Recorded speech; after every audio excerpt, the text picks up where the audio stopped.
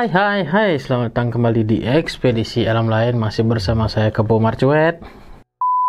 Masih bersama saya Yogi dan saya Gus Robin, patriotism man real. The Informan gitu ya. Ya, sesuai tema dengan nama Gus Robin dan juga judul dari video ini. Ada pesan yang ingin disampaikan gitu ya Gus Robin ya. Terutama ini untuk tikus-tikus koruptor, tikus-tikus berdasi. Untuk yang selalu aja ada ya. Tikus-tikus berdasi dan para koruptor, para marcuet yang berkeliaran. Berkeliaran yang mencuri uang rakyat. Pesan ini dipersembahkan oleh bukan ya. Itu seperti iklan gitu ya. Pesannya dari siapa, Gus Robin? Pesannya dari, sebenarnya yang datang itu anak buah Soekarno. Tapi kan pesannya jelas dari Soekarno. Langsung dari Soekarno ya. Karena beliau mengatakan dari dulu pun sebenarnya sudah terbendung perasaan ini. Tapi sekarang keadaan Indonesia kan sedang berat. Sedang banyak kesedihan di mana-mana. Masih saja ada yang namanya bibit-bibit koruptor, korupsi, dan bibit-bibit jahat lainnya yang ingin mementingkan kepentingan pribadi. Ini di keadaan Indonesia yang sulit sekali saja lebih hebat korupsinya dibanding sebelumnya. Itu yang membuat marah. Ini mereka bekerja untuk apa? Untuk rakyat? Apa untuk kepentingan pribadi? Udah berapa kasus korupsi yang berhubungan dengan uang rakyat lah yang diambil semenjak wabah penyakit ini terjadi? Ya rasanya yang dikorupsi semua uang rakyat. Uang rakyat sih. Semuanya uang rakyat, dan semenjak wabah penyakit ini terjadi yang besar-besaran ini, rakyat itu banyak yang nggak bekerja, rakyat banyak yang butuh bantuan, rakyat banyak butuh kerjaan. Daripada diambil kan lebih baik buat bantuan rakyat gitu. Jadi ini keadaan rakyat yang sengsara disengsarakan lagi, itu yang membuat marah. Ya, miris ya. Ya tidak masalah jika keadaan rakyat itu bahagia. Masalah juga. Ya, bermasalah juga sih, tapi tidak seberat ini kasusnya. Membuat marah rakyat aja dan buat marah para pahlawan aja jadi. Leluhur gitu ya. Ya, pahlawan-pahlawan terdahulu itu marah semuanya dengan kasus keadaan rakyat sengsara, disengsarakan lagi, bahkan dicuri lagi uangnya. Pokoknya menurut Soekarno dan pahlawan-pahlawan di Indonesia, mereka semua pahlawan Indonesia beserta Bapak Soekarno katanya berjanji akan menyengsarakan korupsi, koruptor dan orang-orang jahat yang belum kelihatan di Indonesia. Koruptor yang belum kelihatan dan orang-orang jahat di pemerintahan akan disengsarakan. Anak cucunya, sampai ke anak cucunya katanya. Tidak pandang bulu lagi. Dulu mungkin masih mereka menahan diri, tapi sekarang sudah tidak bisa menahan diri karena keadaan rakyat yang utama katanya. Bagi mereka pahlawan rakyat yang utama, bukan siapa-siapa. Pemerintah tidak bisa hidup tanpa rakyat, gitu aja. Jadi jangan main-main kalau korupsi. Kalau kalian korupsi dan kalian tidak kelihatan dan tidak terdeteksi korupsinya, kalian akan disengsarakan dengan cara lain. Dengan cara lain? Bisa disakiti lewat penyakit, ataukah bisa lewat segala sesuatu bentuk seperti dimiskinkan, kejadian di rumah tangga, pokoknya bentuknya itu tetap sengsara lah. Oh, maksudnya rezekinya seperti itu ya, dihalangi gitu ya. Nantinya sekalipun kalian sudah selesai jadi pemerintah, contoh menjabat jadi apa, nanti masa jabatannya sudah selesai, kalian akan dikejar loh. Sebelum terlambat, berhenti melakukan hal-hal seperti itu. Karena kalian tidak bisa melihat gaib katanya. Sampai kapanpun kalian tak akan bisa menghalangi yang namanya pahlawan Indonesia dan pasukan Indonesia.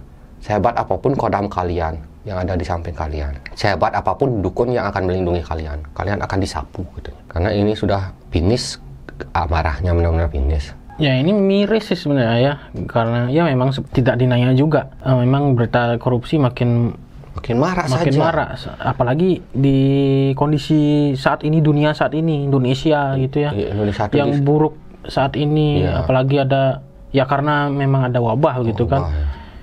Itu masih malah lebih hebat katanya. Ini kan etikanya nggak ada, rasa Kemanusiaannya sudah hilang. Ini bukan manusia. Ini bukan bekerja untuk Indonesia katanya.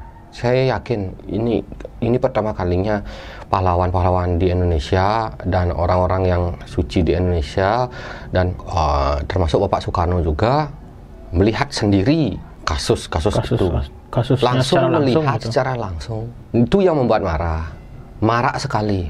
Banyak yang belum terungkap, tapi kalau kalian tidak diungkap, misalkan kalian itu lolos, kita korupsi, misalkan kalian korupsi, kalian lolos, jangan harap kalian lolos dari hukuman di hukuman negara, tapi kalian tidak akan lolos dari gaib. Kalian akan diserang dan bersiap-siap akan membuat kalian suatu hari sengsara. Jika bukan kalian, anak cucu kalian yang akan disengsarakan sampai kapanpun gitu ya. Sampai benar-benar menebus dosanya.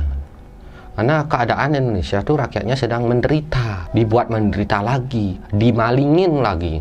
Ya, kita sudah miskin, dicuri lagi, kan marah lah. Ya, ini miris sebenarnya begitu ya. Dan apakah mereka tidak melihat kejadian-kejadian lampau begitu? Apakah mereka tidak? Katanya mereka memang bekerja bukan untuk Indonesia. Kebanyakan bekerja untuk dirinya sendiri sekarang. Ya, memang karena merekanya sendiri yang tidak memiliki rasa kemanusiaannya ya. Sudah hilang. Bukan di tingkat tinggi saja, tapi di tingkat bawah banyak. Nah, ini salah satu contohnya ya. Ini ada beberapa yang waktu lalu itu viral. Masyarakat seharusnya dapat 300.000 begitu kan, dana untuk karena kan PPKM gitu kan, dapat 300.000, dipotong jadi 250.000. Saya kok udah dapat apa ini? 50.000. Ya, ini yang dapat nih ya. Oh, yang dapat. Oh, ya. Saya enggak tahu masalah itu. Saya memang belum pernah dapat uang masalah itu. Sama juga.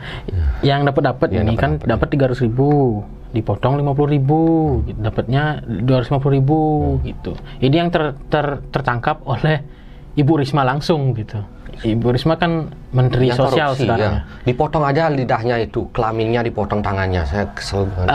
Itu katanya 50.000 itu sebagai dipotong untuk dana ambulan di desa begitu katanya. Oh, katanya. Tapi kan baru dicek. Ini ya. Tapi kan masalahnya adalah masyarakat kan nggak tahu begitu.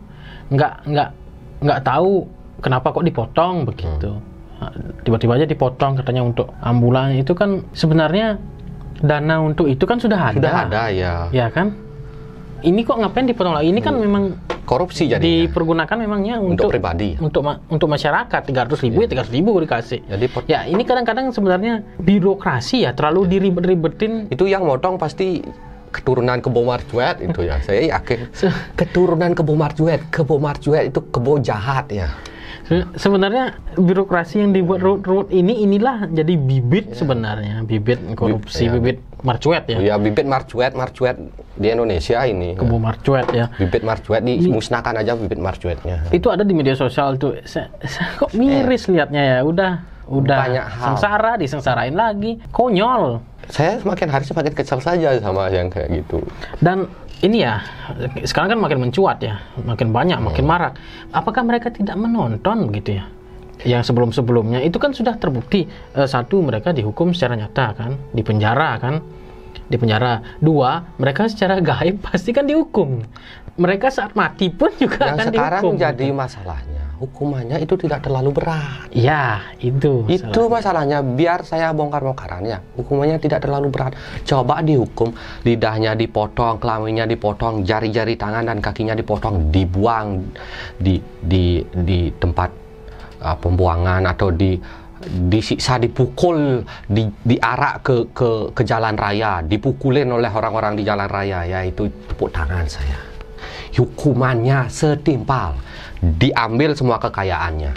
Ya, miris sekali kalau di luar ya. Kalau itu juga ambil kekayaannya semuanya, hukuman siksa sampai mati. Miris sebenarnya ya, kalau di luar ya, seperti di Jepang itu sedikit saja orang korupsi malunya minta ampun. Malunya itu minta ampun. Katanya di negara lain ada yang dihukum mati. Ada dihukum, di Cina dihukum mati. Di Arab juga dihukum mati. Ya, itu kan. Di Jepang bahkan orang ketahuan ya, dia sendiri mengakui gitu. Dia sendiri mengakui, dia mundur sendiri, dia mengasingkan dirinya sendiri. Kalau bisa sih hartanya diambil. Iya, Itu kalau di Jepang ya, karena kan beda budaya ya. Tapi kalau Indonesia, orang korupsi udah lepas dipuja-puja. Ini aneh ini. Bahkan yang kemarin ini kan yang heboh itu mantan Menteri Sosial ya, yang melakukan korupsi ya. Udah Menteri Sosial korupsi, itu katanya mohon diampunkan katanya dia. Karena dia sengsara sudah dibully. Anak-anaknya dan istrinya juga dibully, jadi mohon diampunkan katanya. Enak aja ya.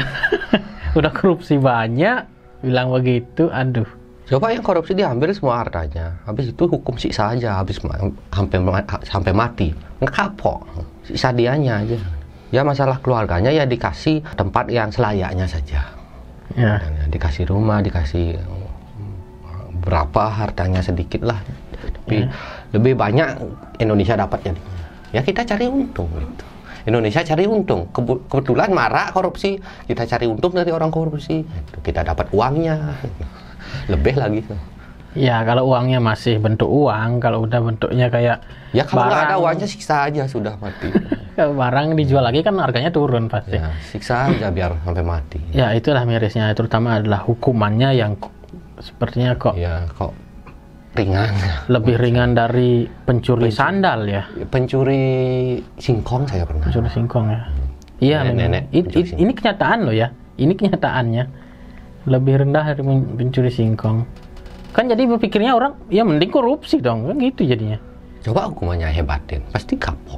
Hukum mati. Siapa gitu yang kan? nggak takut mati? Coba, apalagi disiksa dulu baru mati. Merasakan rasa sakit dulu. Enak aja dihukum mati ditembak, enak aja. Nggak ngerasain apa, biar rasain rasa sakit penderitaan rakyat kayak gitu. Gitu udah penderitaan rakyat, di tangan dan kakinya rakyat bertumpu pada kalian. Malah kalian kencingin rakyat. Rakyat bertumpu loh pakai tangan mereka. Mereka pakai tangan dan kaki mereka loh untuk menghidupi kalian. Malah kalian kencingin mereka. Ya secara kenyataannya ya memang seperti itu. Inilah hukum kita ya di Indonesia ya. Kurang ya. Nah kalau Gus Robin lihat nih, kita kembali ke gaib nih Gus Robin. Ini kan udah ada pelaku koruptor ya yang sudah meninggal begitu ya. Kalau Gus Robin lihat hukumannya gimana? Ya hukuman abadi lah. Siksaannya mungkin supaya yang koruptor ini takut. Ada yang dicincang, direbus, dibakar. Itu setiap detik ya? Itu setiap detik? Setiap detik hancur tubuh, dikasih tubuh baru. Ya seperti berapa kali saya jelaskan sih. Di video-video sebelumnya juga sama. Ya. Rasa sakitnya abadi ya.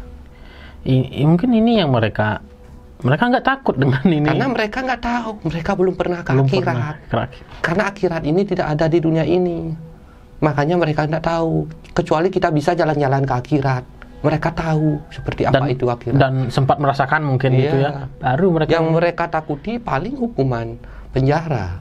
Tapi hukuman penjaranya nggak berat ya. Nggak seberat orang lain. Nggak membuat orang jera gitu ya. Ya gitu ya, gitu jadinya. Ya, jadinya kalau hukumannya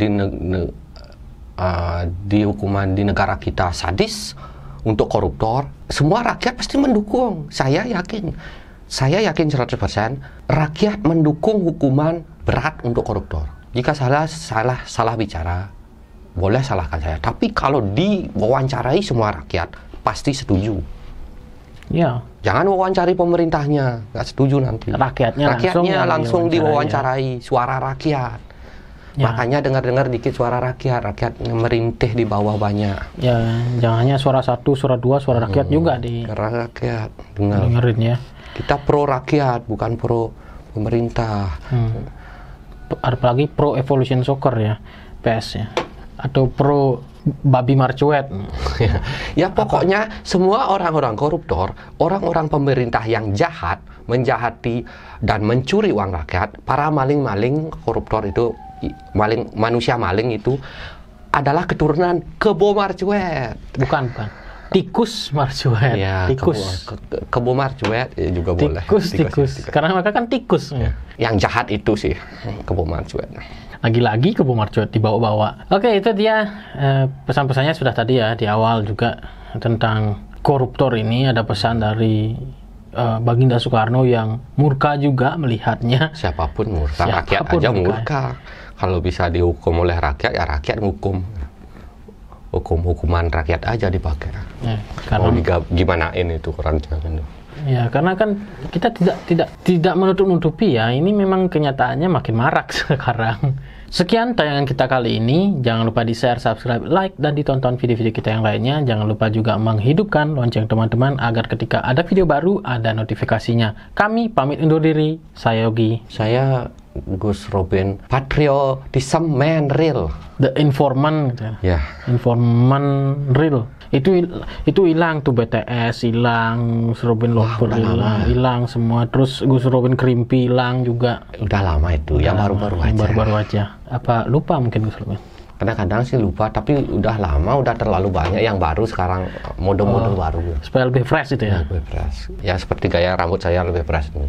Belum ada waktu sih. Oh iya ya, saya baru sadar. Ya belum ada waktu buat saya rebonding ini. Nanti rebonding baru kembali lagi nanti. Rebonding? Oke, tunggu aja waktunya saya rebonding. Kita lihat ya. Bagikan video saya ya. Nanti kalau 500.000 subscriber saya bernyanyi loh. Siapa yang kangen dengar suara saya? Saya nggak kangen. Ya nggak apa-apa lah. Yang penting saya bernyanyi. Ya namanya kreativitas ya nggak apa-apa lah gitu. Daripada nyuri uang rakyat, mending ngibur rakyat. Sampai jumpa di video selanjutnya. Pramusanti. Santi. See ya. Ikus